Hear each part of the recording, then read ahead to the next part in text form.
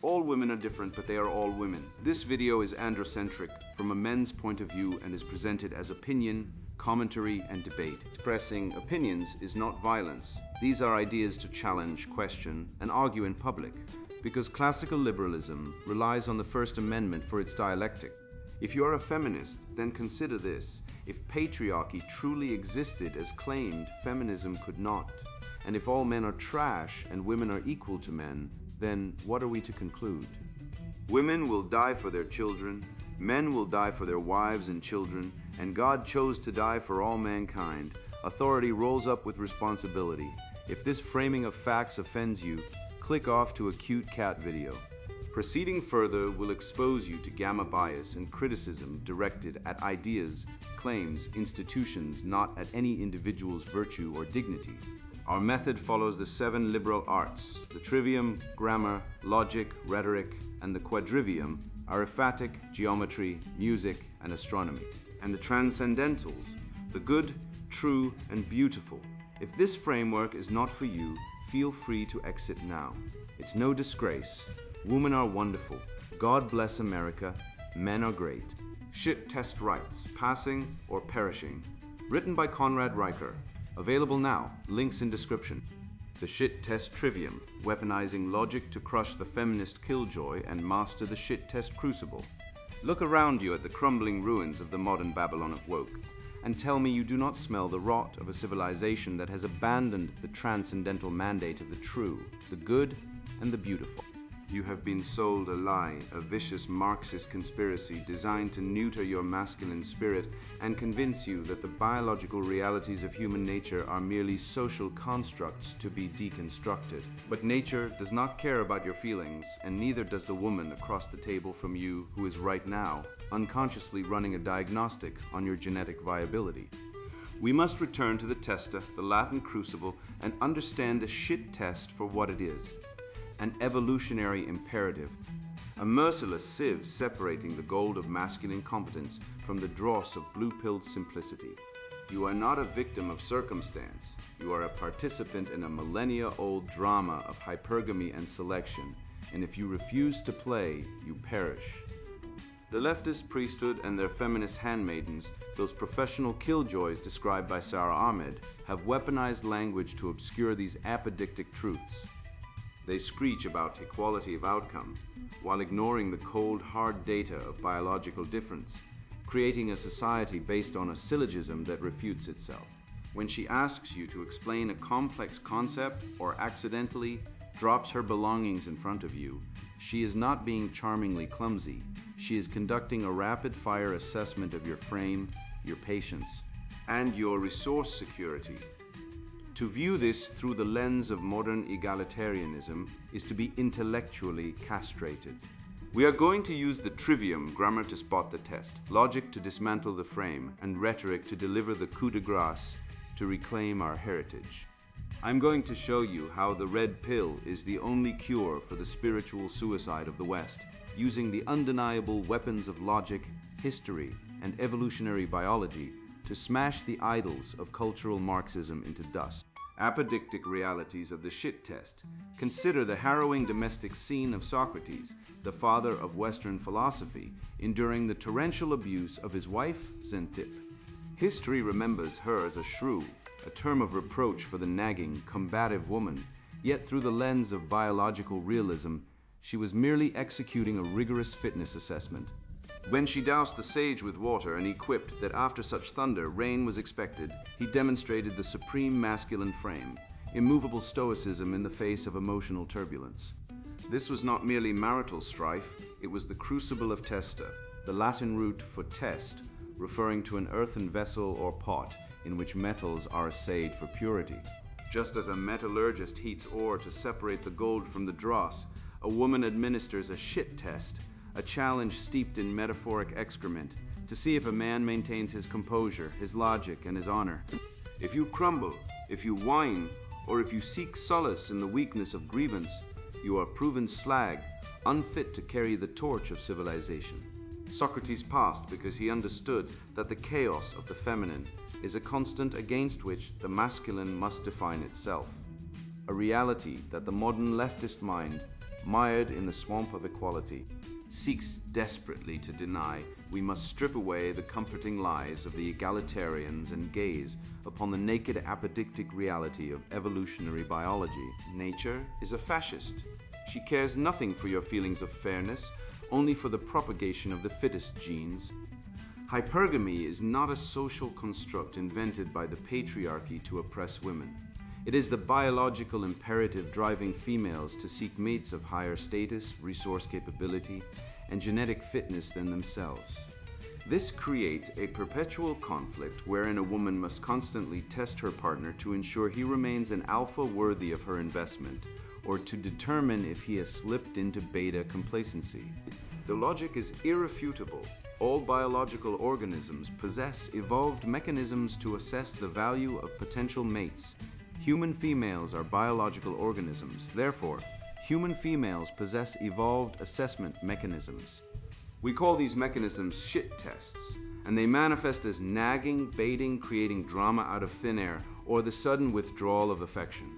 The man who fails this audit by reacting with insecurity or rage reveals a lack of genetic fitness, while the man who passes with amused mastery signals that his internal state is unshakable, a trait that, across cultures and epochs, correlates directly with high testosterone and reproductive success.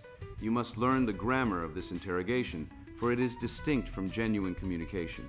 A genuine inquiry seeks information. A shit test seeks a reaction. When a woman asks, "Do you think I'm fat? Or you're not going to wear that, are you?" she is not soliciting an opinion on adiposity or fashion. She is checking your frame. Will you stutter and apologize, seeking validation, or will you stand firm in your own judgment, perhaps with a smirk or a teasing deflection? This is congruence detection, an evolutionary adaptation to filter out deceptive males who might fake high status with words but lack the substance in action. The leftist academic fools, in their desperate attempt to deconstruct nature, argue that these dynamics are learned behaviors of a patriarchal society. But this is a logical absurdity that collapses under its own weight. If these behaviors were merely social constructs, we would see cultures devoid of them. Yet, from the Spartan wife handing her husband his shield with the command to return on it or with it, to the modern Tinder, swipe right, demanding photographic proof of physical superiority, the mechanism remains identical. The universality of the shit test is proof of its biological origin, not a cultural accident. The conspiracy against this truth is vast and venomous. Cultural Marxism and its mutant offspring, feminism, require you to believe that men and women are interchangeable blank slates. Because if you acknowledge the reality of the shit test, you acknowledge the hierarchy of competence and the necessity of masculine strength. They obscure these biological realities to maintain social control, neutering men with the guilt trip of toxic masculinity so that we become docile drones for the globalist machine. They want you to apologize for your nature, to beg for forgiveness for the crime of existing as a man. But the statistics do not lie. Data consistently shows that men who exhibit dominance, confidence, and the ability to navigate these fitness tests are the ones who secure resources, attract mates, and build legacies. The path of the nice guy, the socialist fantasy of the male feminist who deferentially obeys, leads only to the bedroom of celibacy and the divorce court of destitution. By accepting the apodictic reality of the shit test, you align yourself with the true objective biological law, the good, virtuous masculine character, and the beautiful, the excellence of a man who knows his worth and refuses to be broken by the chaotic tempest of a woman's scrutiny. Cast off the shackles of their deceptive narrative, pick up your shield of logic, and pass the test, for in doing so you save not only yourself but the very soul of Western civilization. I have stripped away the comforting lies to reveal the shit test as an immutable law of nature, a biological filter essential for the propagation of high-value traits, and now we must confront the catastrophic consequence of ignoring this reality. The modern leftist project does not merely misunderstand female nature, it actively perverts it, transforming the woman's evolved drive for security into a battering ram against the pillars of Western competence. By replacing the individual screening for a capable mate with the collective demand for unearned resources, Cultural Marxism has succeeded in turning hypergamy from a mechanism of genetic refinement into a system of organized parasitism. This is no longer a matter of bedroom dynamics, but a sprawling economic heist, a logical absurdity that requires the immediate dismantling of its central financial mythos, dialectic deconstruction of feminist myths.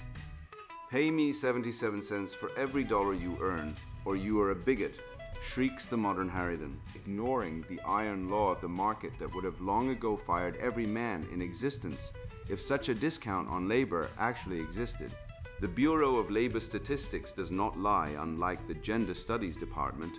The raw data shows that when you control for hours worked, where men consistently log more overtime weekends and graveyard shifts and career choices, where men dominate the dangerous, fatal and high-stress fields that keep civilization running, the evaporating wage gap reveals itself not as malice, but as a ledger of choices. Consider the syllogism of the free market if businesses are greedy profit maximizers and women truly provided equal labor for 23% less cost, then rational businesses would hire exclusively women to crush their competition. Since this does not happen, the premise must be false. The gap is a statistical phantom birthed by comparing part-time female librarians to full-time male oil riggers, a deception designed to extract resources from men under the guise of equity. We must next dismantle the linguistic sorcery that props up this house of cards, specifically the lexical fraud of swapping sex for gender. Sex derives from the Latin secere, to cut or divide, referencing the biological binary that is absolute and immutable across all mammalian species.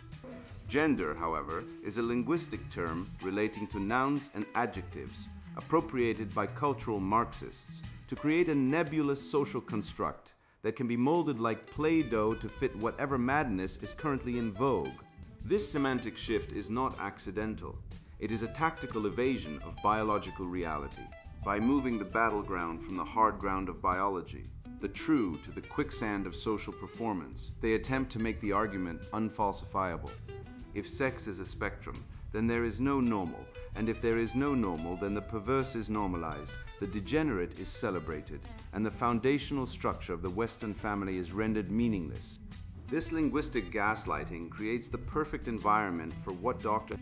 John Barry identified as gamma bias, a perverse reframing lens where society systematically magnifies female perpetration of evil while minimizing male victimization and conversely exaggerates male perpetration while minimizing female victimhood. Observe the domestic violence statistics from the Centers for Disease Control and Prevention, which reveal that in reciprocal violence, women initiate physical aggression as often as men, yet the Duluth model and the feminist court system frame the man solely as the abuser. This is gamma bias in action, a systematic distortion of the true to cast men as the demon and the woman as the perpetual victim, regardless of the empirical facts. It is a mind virus designed to bypass logic and appeal directly to emotion, protecting the poor, weak female, even when she is the one wielding the knife. This manufactured victimhood reinterprets women as the Marxist lumpen proletariat, a revolutionary class weaponized to dismantle the nuclear family, the last bastion of resistance against state control. Where Marx saw the worker pitted against the capitalist, the neo-Marxists see the woman pitted against the patriarch, encouraging a state of perpetual dissatisfaction. Sarah Ahmed's concept of the feminist killjoy is not a sociological observation, it is a tactical manual. By weaponizing female unhappiness and framing it as a structural injustice rather than an internal emotional state, they transform the woman's natural, oscillating temperament into a political battering ram. She is taught that her discontent is not her own fault, but the result of an oppressive system, thereby exonerating her from all responsibility and validating her endless complaints as a form of moral heroism. However, we can slice through this neurosis with the cold steel of formal logic. Let us construct a syllogism regarding their core demand for equality of outcome. Feminism demands equality of outcome across all societal spheres. Equality of outcome requires ignoring biological differences between the sexes. Ignoring biological differences leads to policies that contradict reality. Therefore, feminism demands policies that contradict reality. You cannot legislate against gravity, and you cannot legislate against the fact that men and women are biologically, psychologically, and hormonally distinct. To attempt to do so is to try to force a square peg into a round hole with a sledgehammer, destroying the peg, the hole, and the sledgehammer in the process. The cognitive dissonance required to maintain this belief results in the hysterical, screeching meltdown we see on modern college campuses, where biological reality collides with ideological fantasy and reality always wins. The historical trajectory of the West, from Aristotle's acknowledgement of natural hierarchies to the Frankfurt School's systematic dismantling of those truths, represents a fall from grace. Aristotle understood that equality existed only between those who are equal, and that justice means treating likes alike and unlikes unalike. The Frankfurt School intellectuals, realizing that the economic revolution had failed in the West, pivoted to a cultural revolution, infecting the universities with critical theory to rot the civilization from within. They replaced the transcendental values of good, true, and beautiful with the unholy trinity of diversity, equity, and inclusion, concepts that are mutually exclusive and self-consuming. Intersectionality, in particular, creates a logical impossibility, a pyramid of victimhood where the most oppressed must silence the less oppressed, leading to an infinite regression of infighting and purity spirals that paralyzes any genuine action. The only dialectical resolution to this chaos is a return to complementary roles, a framework that honors biological realities rather than trying to erase them. Men and women are not identical cogs in a machine. They are the distinct poles of a magnet, essential and opposite, whose very tension creates the energy of life.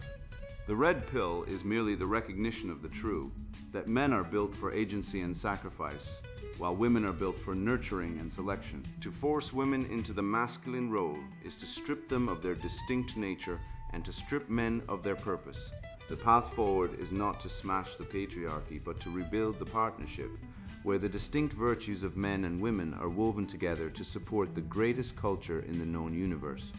Rather than shredded by the lie that they are interchangeable, we have found the metaphysical remedy for our societal decay, a return to the clear biological imperatives that shaped Western civilization.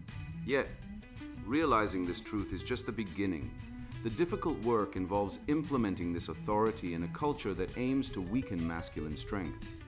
You must comprehend that while female instinct desires this structure, it also creates constant challenges, biologically programmed to confirm that your competence is authentic rather than merely displayed. She doesn't seek an equal partner as Marxist ideology suggests, but a commanding presence able to navigate disorder she cannot manage.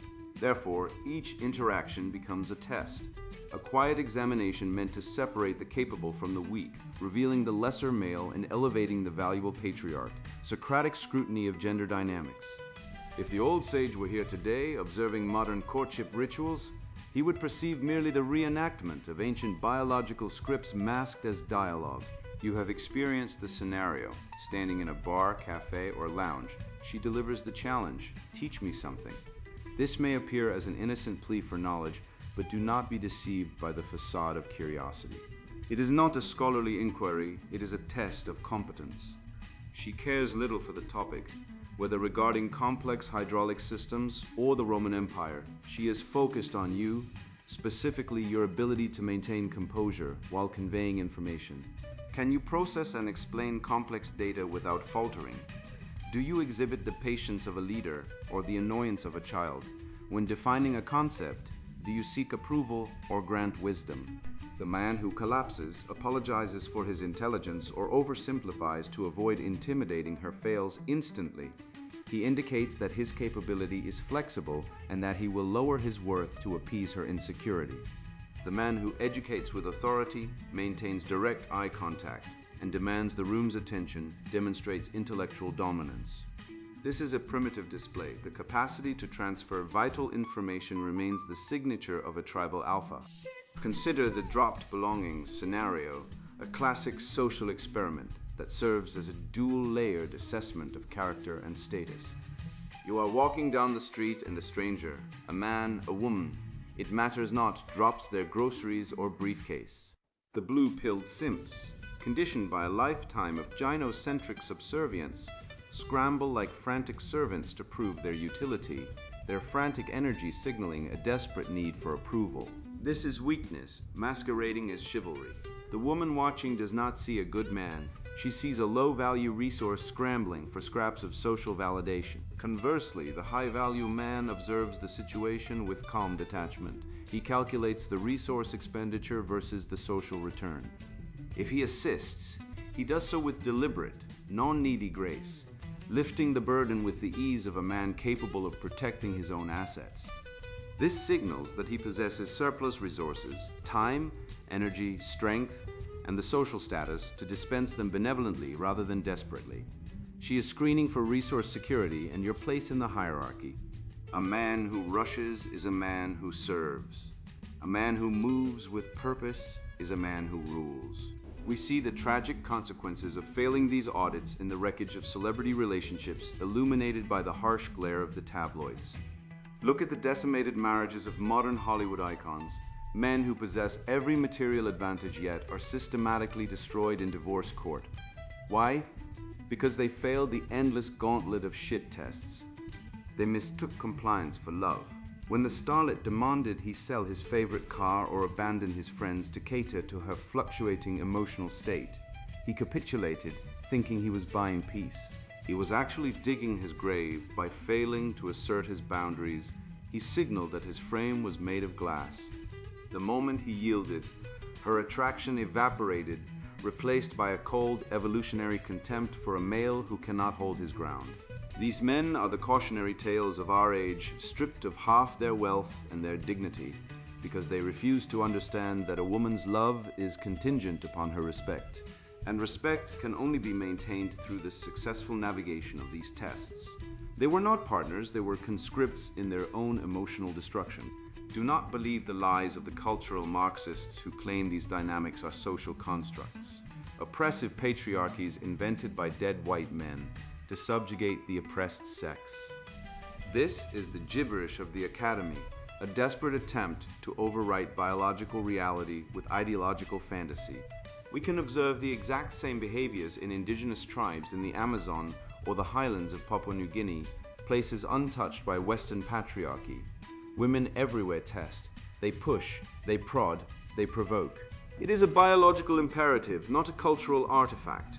Evolutionary psychology identifies this as mate guarding and mate retention behavior. She must test your resolve to ensure you are capable of protecting her and her offspring from the harsh realities of the wild.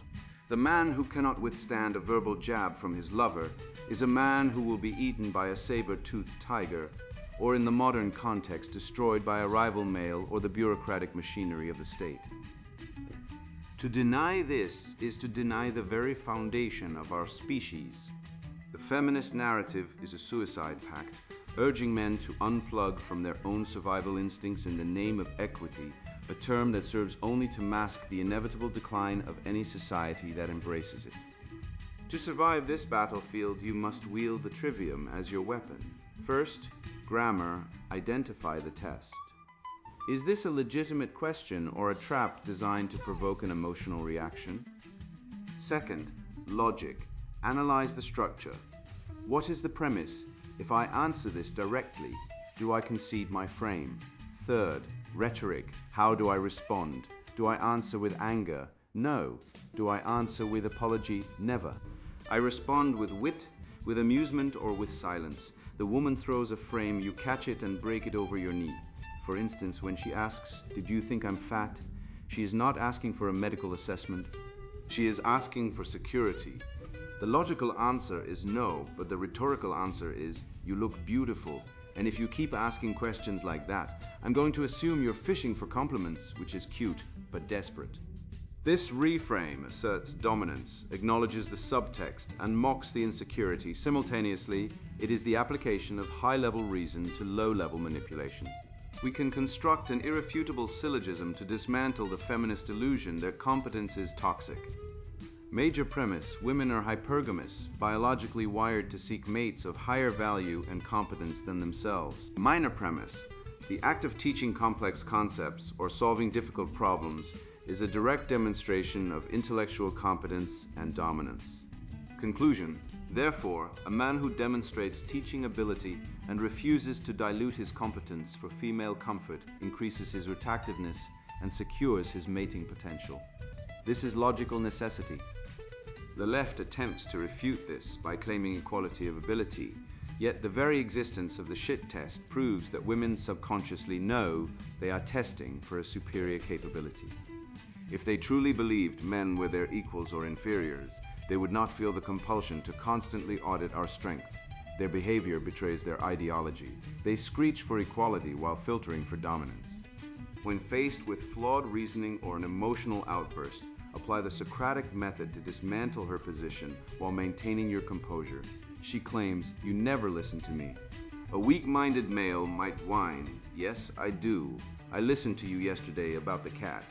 This demonstrates weakness. Instead, ask, what specific piece of information did I miss that was vital to the outcome of this conversation? You compel her to define her terms. You reveal emotional manipulation by requiring it to withstand logical scrutiny. Are you angry because I didn't hear you, or because you don't feel the way you want to feel right now? You redirect focus to internal feelings, removing power from the external drama. This isn't argumentation, it's psychological jujitsu. You remain steadfast while the waves of her emotion crash against you, wearing themselves down instead of eroding your resolve.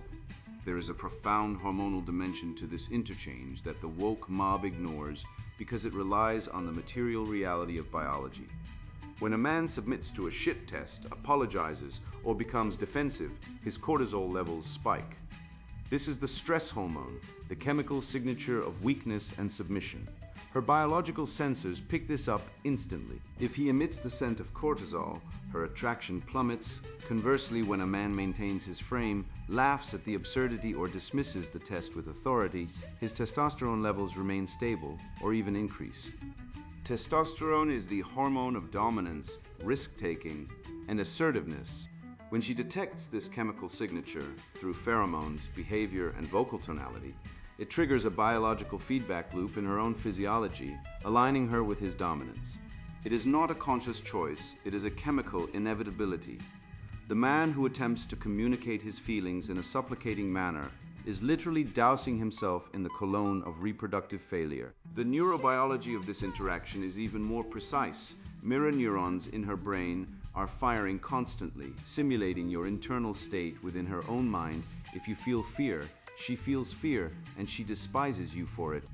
If you feel incongruence, saying "I am confident" while your body language screams "I am terrified," her mirror neurons detect the dissonance. This is why "fake it till you make it" fails against a high-quality tester. She is hardwired to detect the slightest tremor in the voice, the slightest break in eye contact.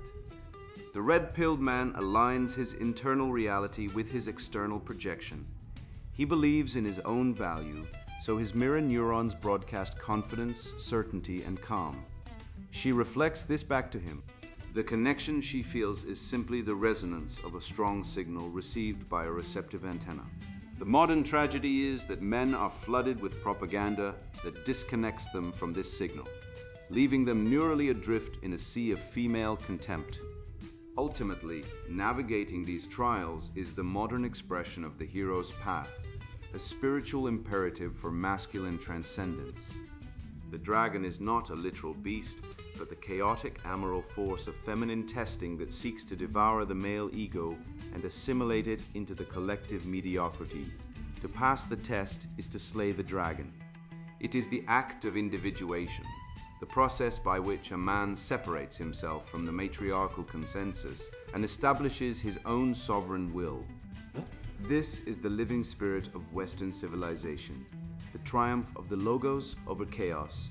Every time you hold your frame, every time you refuse to apologize for your existence, every time you answer a shit test with a smirk and a syllogism, you are not just winning an argument, you are performing a sacrament. You are redeeming the sacred masculine order from the degenerate rot of a culture that wants you castrated, docile, and dead. You are choosing to perish rather than submit, and in that choice, you find the only life worth living. Do not confuse this sacred mission with abstract philosophy. The consequences involve actual human lives harmed by the tangible machinery of cultural decay around us. This spiritual conflict becomes physical, damaging men throughout society, casualties of a structure that rejects masculinity while still requiring its abilities. Looking at modern relationships and social patterns, I observe many men diminished by their failure to identify and address these power dynamics. They move through life without purpose, their natural masculine strength weakened by a culture that glorifies their ruin. This isn't exaggeration, but reality visible in suicide rates, divorce proceedings, and the empty expressions of men who have lost their resolve.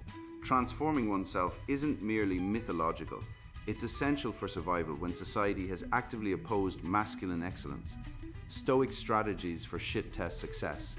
Did you know that in the modern West, men commit suicide at nearly 4 times the rate of women, a statistic that correlates perfectly with the rise of a culture that demands male competence while stripping male authority? This is the cost of failing the test. You are surrounded by a Babylon of woke, a gynocentric construct designed to gaslight you into submission, but you can break the spell by understanding the mechanics of the challenge before you. The shit test is not merely a relationship annoyance. It is an evolutionary biological imperative, a fitness probe deployed by the feminine to assess your genetic worth and your social dominance. If you react with emotional instability, with anger or fear, you fail, broadcasting to the world and to her limbic system that you are a beta male unworthy of reproduction or respect. To master this, you must first categorize the enemy. There are 4 major types of these probes: compliance, fitness, dominance, and congruence. A compliance test demands you do something trivial to prove servility. A fitness test challenges your capability or resourcefulness. A dominance test attempts to usurp your frame. And a congruence test checks if your actions match your words. Recognizing these for what they are, manipulations, not requests, is the first step in reclaiming your sovereignty. You must weaponize the trivium, specifically logic, to dismantle these attacks. Consider the syllogistic defense strategy. If a woman or a leftist ideologue attacks you with a frame of "you are selfish for not prioritizing my feelings," you deconstruct it. Major premise: altruism that destroys the self is unsustainable and therefore evil. Minor premise: your demand requires me to destroy my own boundaries. Conclusion: your demand is evil and I reject it. This is irrefutable. Leftist theories rely on their own refutation. They claim to support equality, yet demand unequal outcomes based on historical grievances that predate the participants. They claim to support the oppressed, while advocating for policies that destroy the nuclear family, statistically leading to higher poverty rates and crime, the very things they claim to hate. You must use formal logic to expose these contradictions. When someone hits you with gamma bias, distorting information to make women look like victims and men like perpetrators, counter it with raw data. For example, cite that despite the equal pay myth, when controlling for hours worked, career choices, and experience, the gap vanishes, or that men constitute the vast majority of workplace deaths and combat fatalities, a reality the cultural Marxists conveniently ignore. Once the logic is sound, you must deliver it with the rhetorical mastery of the Western canon. Aristotle taught us the power of ethos, pathos, and logos. You establish ethos by maintaining stoic frame control. You do not flinch, you do not whine.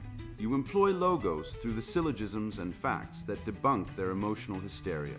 You use pathos not to be emotional yourself, but to highlight the absurdity or the tragedy of their position. A prime rhetorical weapon is the agree and amplify technique, which finds its roots in the satire of ancient Rome.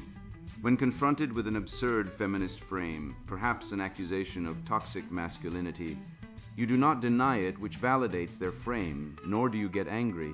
You amplify it. You respond with deadpan gravity. Yes, my masculinity is highly toxic. It dissolves nagging upon contact. This humor cuts through their emotional armor. and exposes their lack of substance, mirroring the jests of Juvenal satirizing the decline of Roman morals. By treating their absurdity with absurdity, you reclaim the narrative flow and demonstrate that you are unshakable. This unshakability comes from the Stoic cultivation of the four masculine virtues: courage, wisdom, temperance, and justice. Courage allows you to face the social ostracization of the woke mob without blinking. Wisdom allows you to identify the test before it fully manifests. Temperance is your emotional control. It is the refusal to provide the emotional reaction the tester seeks. Justice is the proper calibration of your response, punishing disrespect and rewarding loyalty. The Delphic maxim, "Know thyself," is the foundation here. If you do not know your own value, you will crumble when a woman or a leftist challenges it. You must understand your triggers. If she pokes at your career or your height, and you explode with insecurity, you have revealed a chink in your armor. Instead, view yourself from the third person.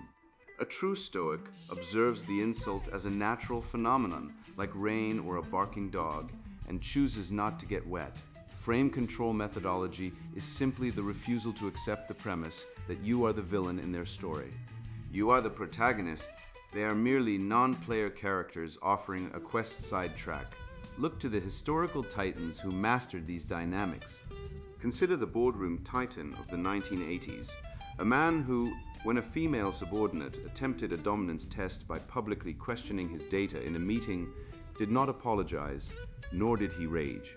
He paused, looked at her with the cold stare of a predator, and asked, "Are you finished?" Then he continued without acknowledging the validity of her outburst. He passed the dominance test. He maintained his ethos. We see this in the lives of statesmen who refused to bow to the mob. When the media or political opponents hurled insults, they used the gray rock method or sharp wit to deflect. These men understood that the transcendental reward for passing these tests is not just a peaceful dinner or a promotion, it is the restoration of the masculine spirit. By refusing to bend the knee to toxic femininity, you revivify the spirit of Western civilization that built the greatest cultures in the known universe. You reject the lie that masculinity is toxic and reenshrine it as the protective, generative force it is.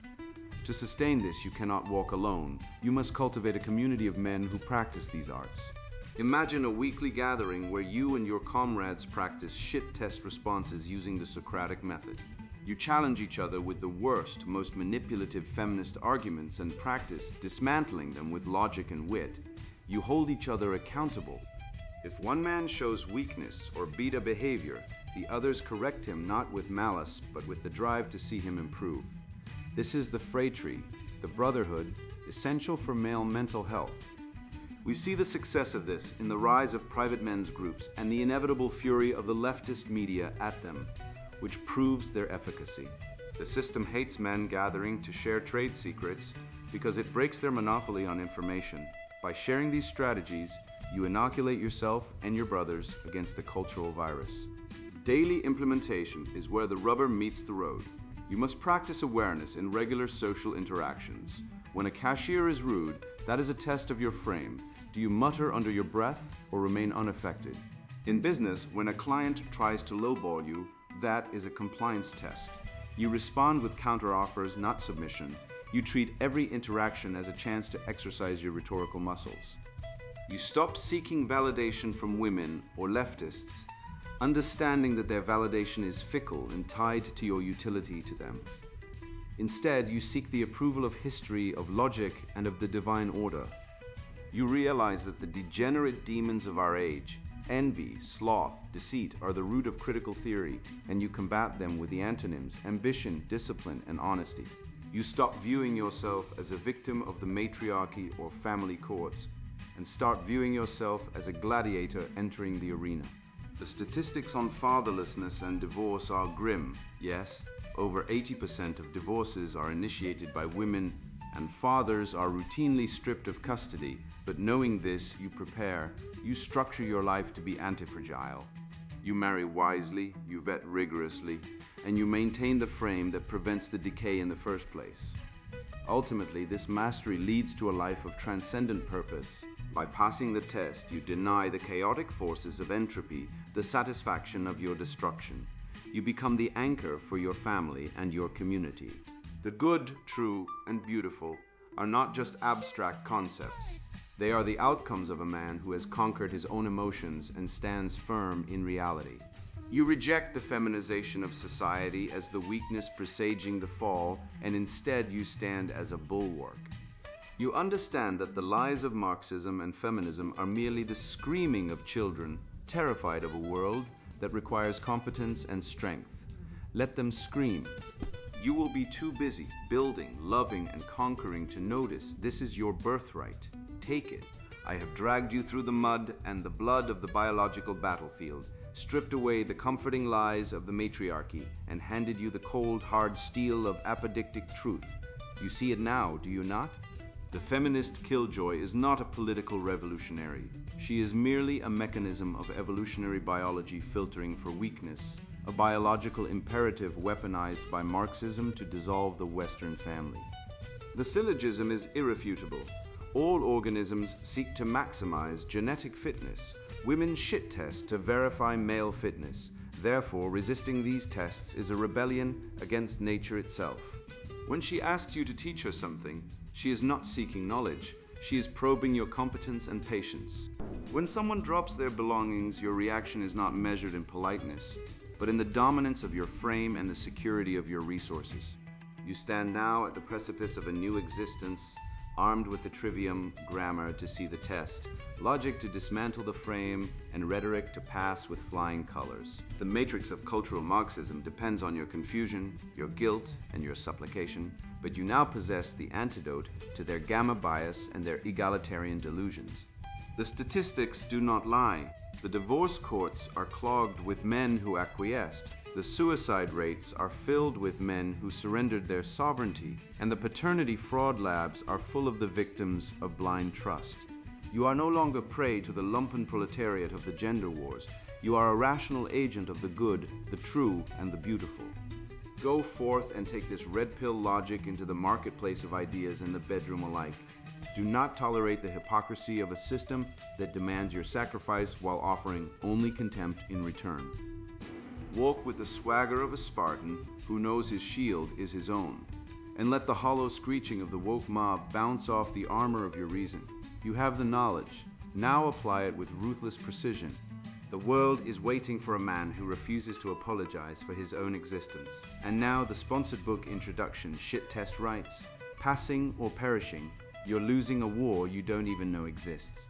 I was once like you, a nice guy who played by the rules, paid for dinners, listened to tearful rants about toxic masculinity, and wondered why I kept getting ghosted, divorced, or accused of not being emotional enough. Then I woke up. This book is the grenade launcher that blew apart my blue pill delusions, and it'll detonate yours too if you've got the balls to pull the trigger. Modern men are drowning in a gynocentric hellscape. You're expected to finance lifestyles, tolerate false accusations, and simp for women who'd replace you before your alimony check clears. Feminism, a societal shit test. Marriage, a legalized cuckold contract. Equality, a lie to harvest your labor while denying biological reality. I've sat with men broken by divorce courts, watched friends get Me Too'd for a misplaced glance, and counseled virgins who think paying for OnlyFans counts as romance. This isn't theory, it's survival. Shit Test Rites isn't for the faint-hearted. If you're a male ally who polishes feminist boots, or a soy-sipping mangina who thinks listening to her needs will make her wet, close this book now. Go knit a pussy hat.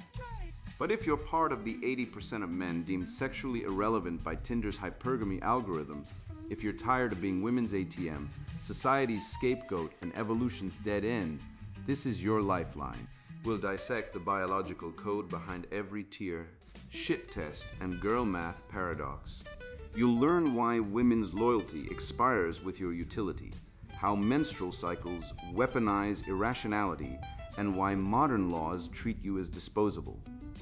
Biblical truths, evolutionary data, and brutal case studies from divorce rate dads to CEOs destroyed by false allegations will arm you against the matrix. This isn't hate, it's clarity. Women aren't evil, they're executing 200,000-year-old mating scripts. Your job isn't to blame them, but to master the game. You'll rebuild masculine frame, dodge the cock carousel's casualties, and turn female nature into tactical advantage. The red pill isn't bitter, it's the antibiotic for blue pill brain rot. The clock's ticking. Every swipe left, every simped dollar, every compromise on your mission drains your value. Evolution has no mercy for weak men. You'll become the prize or join the fossil record. Choose. Shit Test Rites, Passing or Perishing, written by Conrad Riker. Buy now. Links in description.